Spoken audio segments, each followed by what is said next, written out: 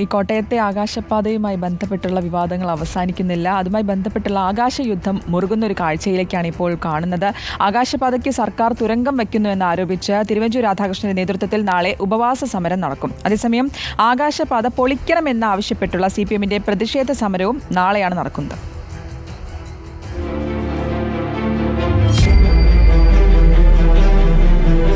കോട്ടയത്തെ ആകാശപാതയുടെ തൂണുകളിലെല്ലാം ഇപ്പോൾ സമരപ്രഖ്യാപനത്തിന്റെ ഫ്ലക്സ് ബോർഡുകളാണ്.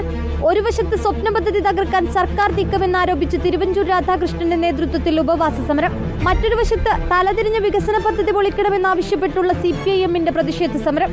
നിയമസഭയിലെ പ്രസ്താവന വഴി കോട്ടയത്തെ ജനങ്ങളെ അപമാനിക്കുകയാണ് മന്ത്രി KB ഗണേഷ് കുമാർ എന്നതാണ് കോൺഗ്രസിന്റെ വാദം. നിർമ്മാണം പൂർത്തിയാക്കാതിരിക്കാൻ സർക്കാരിന്റെ മനഃപൂർവ്വമുള്ള ശ്രമമെന്നും ആരോപണമുണ്ട്.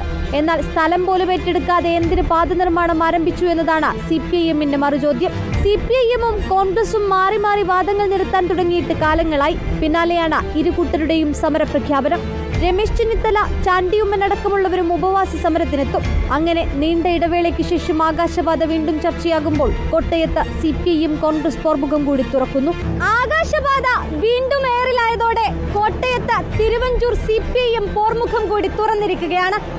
ഏതായാലും ഒരു വശത്ത് രാഷ്ട്രീയ പോരും വിവാദവും തുടരുന്നതിനിടയിലും കോട്ടയംകാർക്കിടയിൽ ആകാശപാത പൊളിക്കണമോ വേണ്ടയോ എന്ന കാര്യത്തിൽ രണ്ടഭിപ്രായമാണ്.